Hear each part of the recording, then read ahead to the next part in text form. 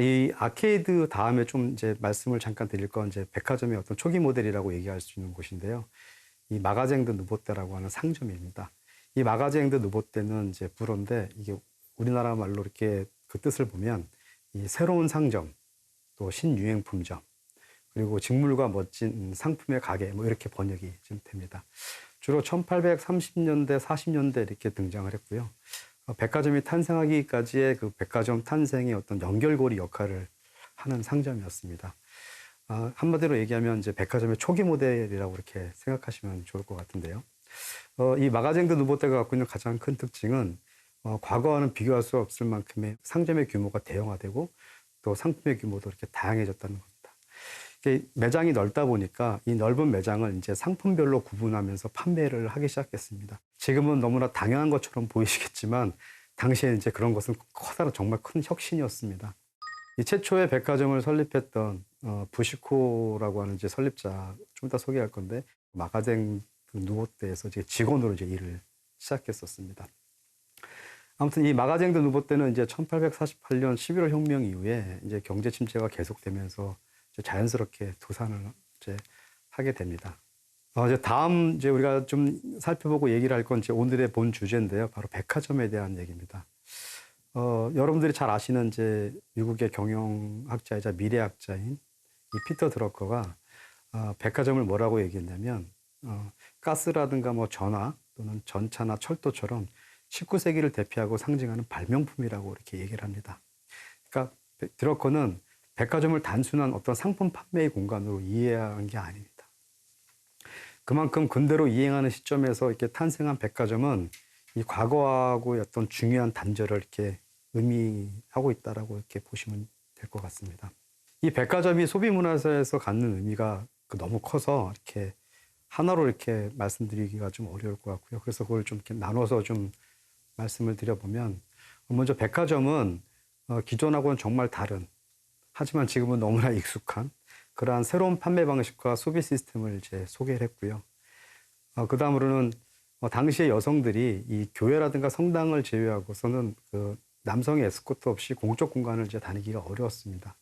그런데 백화점은 여성이 교회와 그 성당을 빼고 남성의 어떤 에스코트 없이도 혼자 이렇게 다닐 수 있는 최초의 어떤 공적 공간의 역할을 했습니다.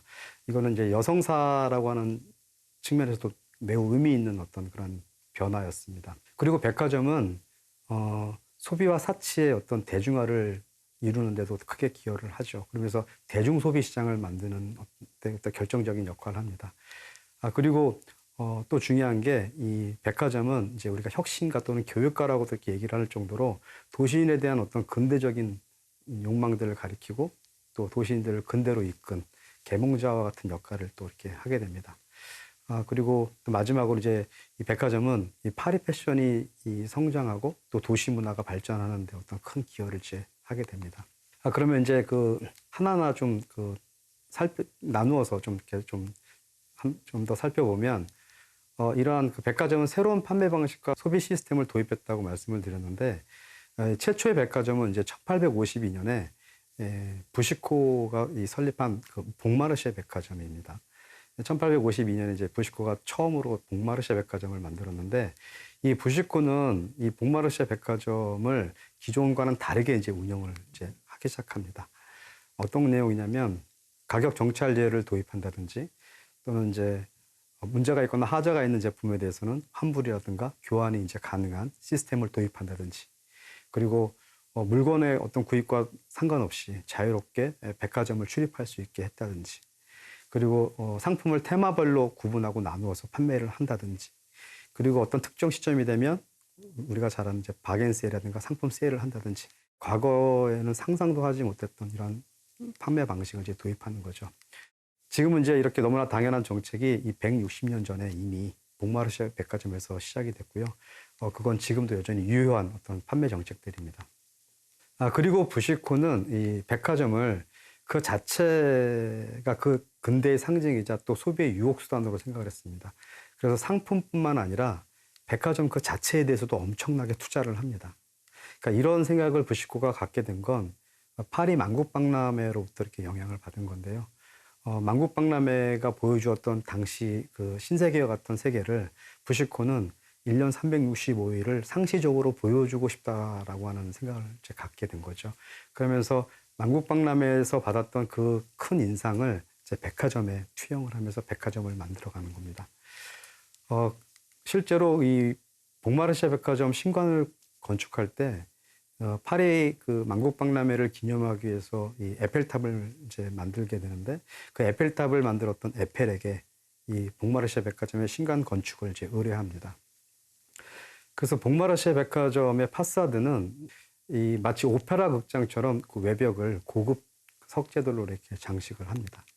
그리고 외벽뿐만 아니라 내부 역시도 이 중앙홀에 있는 그 천장을 이 크리스탈 유리로 다 마감을 합니다. 그래서 천장으로 이렇게 햇빛이 이렇게 들어올 수 있는 구조를 갖게 했고요.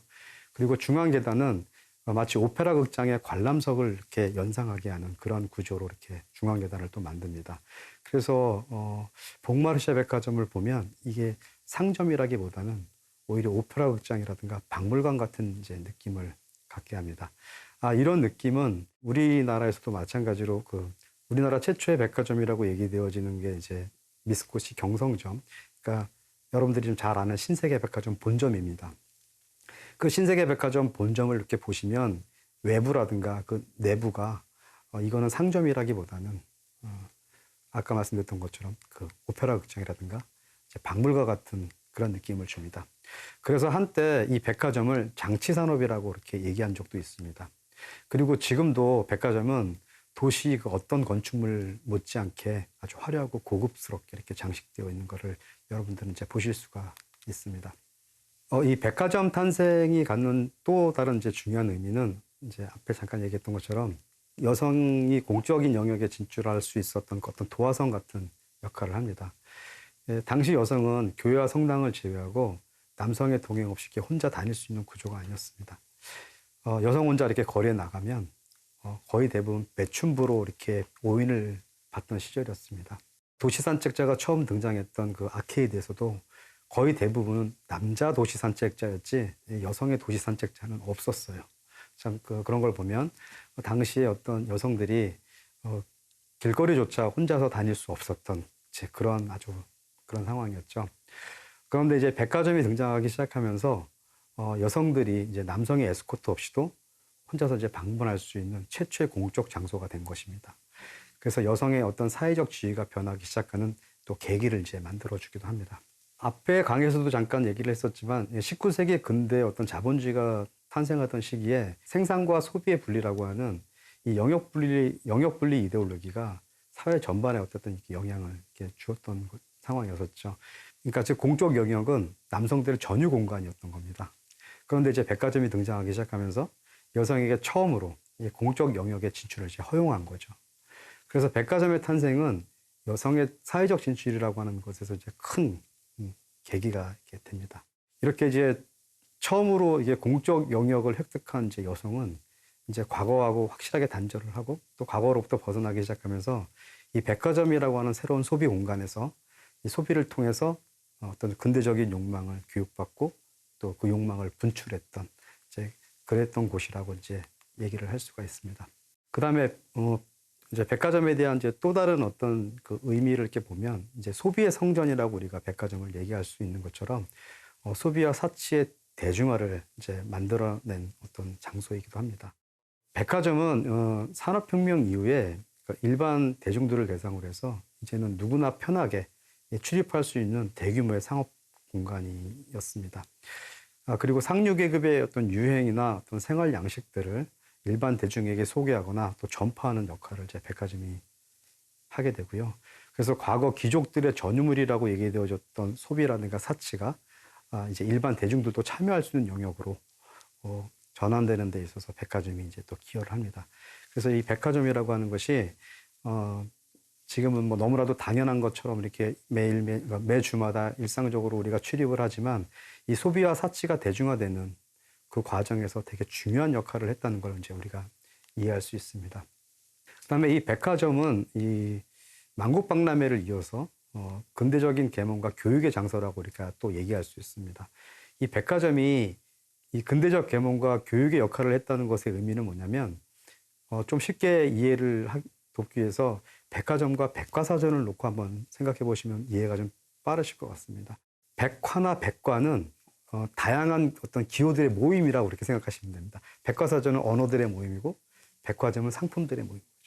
그러니까 백과사전은 언어라는 기호를 모아놓은 거고 백화점은 상품이라는 기호를 이제 우리가 모아놓은 거죠. 그런데 잘 생각해 보시면 이 언어와 상품이라고 하는 건 항상 그 시대를 가장 잘 표현을 하고 있습니다. 그리고 가장 그 시대를 잘 이해하는 데 어떤 도구가 되죠.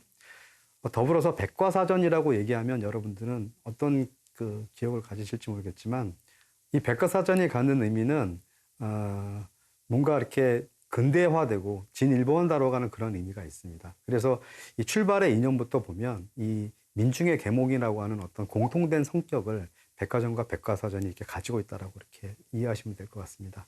그래서 그런 의미에서 백화점이 근대적 계몽의 어떤 안내자 역할을 한다라고 이렇게 말씀을 드릴 수가 있는 거고요. 백과사전은 이 알파벳 순서로 언어를 이렇게 분류를 했다면 백화점은 이제 상품을 카테고리별로 이렇게 분류를 합니다. 그래서 여러분들 이제 백화점에 가시면 뭐 쉽게 아시겠지만 층별로 상품을 이제 구분해 놓죠. 더불어서 이 백화점은 이 상류층의 유행을 중산층에 전파하고 교육하는 역할을 또 하게 됩니다. 실제 봉마르쉐 그 백화점은 당시 프랑스에서 가장 앞서서 그 유행을 제안했던 그런 곳이었는데요. 이 유행의 제안을 통해서 당시 대중들에게 이 사계절에 대한 감각을 포함해서 유행을 미리 이렇게 알 수 있게 했다는 겁니다. 그러면서 백화점은 근대인의 어떤 라이프 스타일을 가르친 학교라고 이렇게 생각해 보실 수 있을 것 같습니다. 각 테마의 내용들과 또 각 테마에서 근대인이 취할 행동들을 이제 백화점은 제안하고 또 설명을 합니다. 이를테면 그런 거죠. 이번 바캉스 시즌에는 어떻게 옷을 입고 어디로 가서 어떤 음식을 드시면서 이렇게 보내시면 좋습니다라고 하는 제안들을 한다는 거죠. 근데 그 전까지만 해도 바캉스라고 하는 개념조차도 없었지만 그런 시즌에 무엇을 어떻게 해야 될지를 사실 몰랐던 거죠. 근데 백화점은 그런 것들을 제안하고 설명하면서 근대인의 라이프 스타일을 가르쳤다는 겁니다. 이 도시민의 이 근대적 계몽을 위해서 이 백화점이 한 역할을 좀 다른 측면에서도 이렇게 볼 수가 있는데요. 건축 역사에서 되게 중요한 모멘텀이었던 이 엘리베이터도 백화점에 처음으로 이렇게 설치가 됩니다. 이 엘리베이터는 1854년도 그 뉴욕 만국박람회에 처음으로 이렇게 소개가 되었는데요. 3년 뒤인 1857년 그 뉴욕에 그 5층짜리 건물이었던 당시 그 하얏 백화점에 처음으로 이게 엘리베이터가 설치가 되고 또 소개가 됩니다. 동양에서도 이건 마찬가지인데요. 일본의 그 미쓰코시 백화점에 이 엘리베이터가 처음으로 들어오고요. 또 아까 소개했던 한국 그 미쓰코시 경성점, 그 현재 그 신세계 본점이라고 얘기했던 곳에서도 엘리베이터가 이렇게 설치가 됩니다. 그래서 당시 조선의 대중들이 이 백화점은 몰라도 이 엘리베이터를 보기 위해서 전국에서 이렇게 모였던 그런 기록도 있습니다. 그 다음에 백화점이 갖는 마지막 어떤 중요한 의의 중에 하나는 이 파리 패션의 성장에 밑거름이 됐다는 것입니다. 우리는 아직도 파리를 패션의 본고장이라고 이렇게 이해합니다. 그 이유는 백화점 때문입니다. 아까 말씀드렸던 것처럼 1852년에 파리에서 봉마르쉐 백화점이 처음으로 그곳에 만들어졌기 때문인데요. 그리고 또 이 백화점의 전신으로 앞서서 소개해드렸던 마가쟁 데 누보떼가 기본적으로 대규모 직무를 취급한 상점이었습니다. 그래서 이 봉마르쉐 백화점을 비롯해서 대부분의 프랑스 백화점들은 양품점에 그 뿌리를 두고 있습니다.